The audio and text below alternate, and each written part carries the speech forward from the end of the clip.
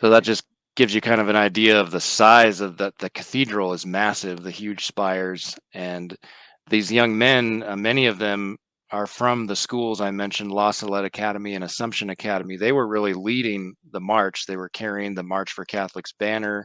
Some of them were carrying an American flag, Vatican flag. Lots of them had flags from their respective schools as well. And during the march, we started both at the beginning of our march to the outdoor venue that we marched to, and then on the way back, we prayed the rosary at the beginning of it. And then throughout the rest of the time, because it was a little over half a mile each direction to the outdoor venue, the boys would chant various Latin chants that I'm sure they do at their schools. So that was also nice to hear and participate in. So I think next maybe we could play some video footage, the first video of the beginning of the march. And it started right at 12 noon, so you hear the cathedral bell tolling. That was kind of a nice touch there.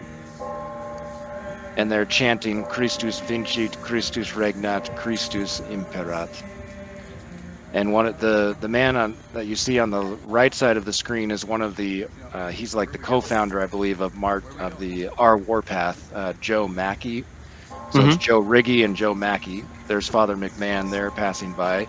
The Coalition for Canceled Priests also had very good representation there. You see them carrying the banner.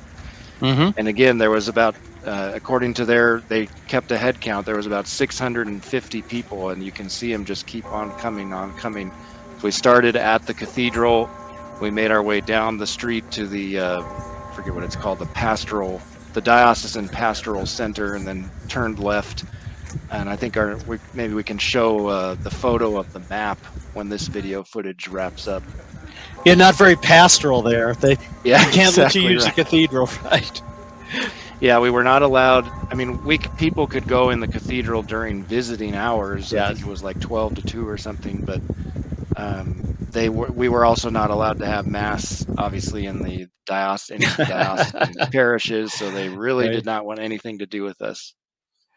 Right, absolutely. Again, what my understanding is, they saw the list of speakers.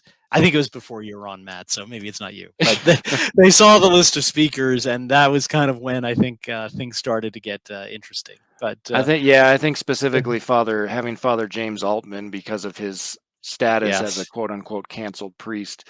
So this is just a screenshot from Google Maps to give people an idea. So at the top of the photo circled is the cathedral where we started.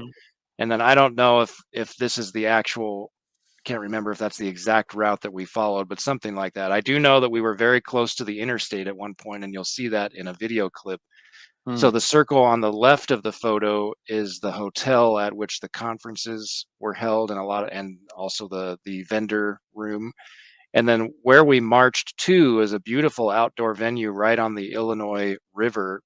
It's basically like an outdoor pavilion kind of amphitheater. And that's where the Friday speakers gave their talks. And they were, we had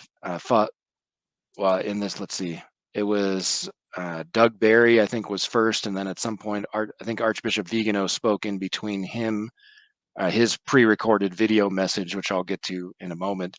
And then Father James Altman was the final speaker before we processed back to the cathedral for a final blessing. Right. So I think maybe some video footage of this is us walking on a very large, busy street. Thankfully, we're blocking off traffic and stuff. That's Father Altman in the middle.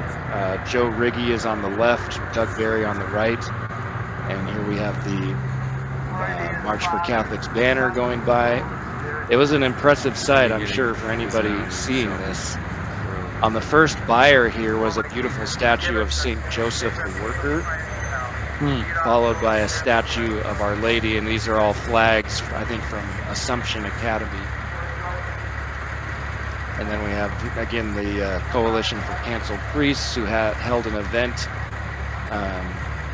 that was on Thursday evening that I attended. It was before the march.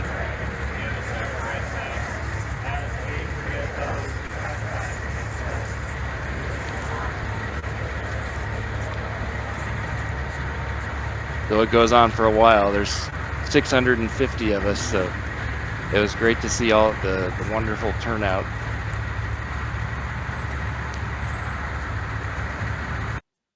I think I remember hearing at the first March for Life, there were 50 people. So this was their first one. So for the first one, they did a great job. Oh, So, absolutely. And so we have one more video clip. Did you want to play that now, or do you have something else? yeah, that's we can end with that one because that Okay. shows the outdoor venue to which we marched and the final talks were given. So these are the boys from Assumption and La Salette, and you can hear them doing one of their chants.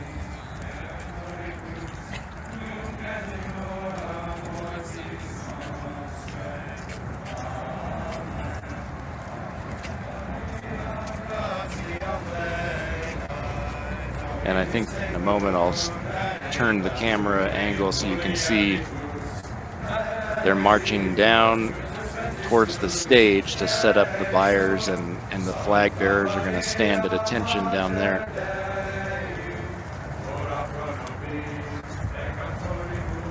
There we go.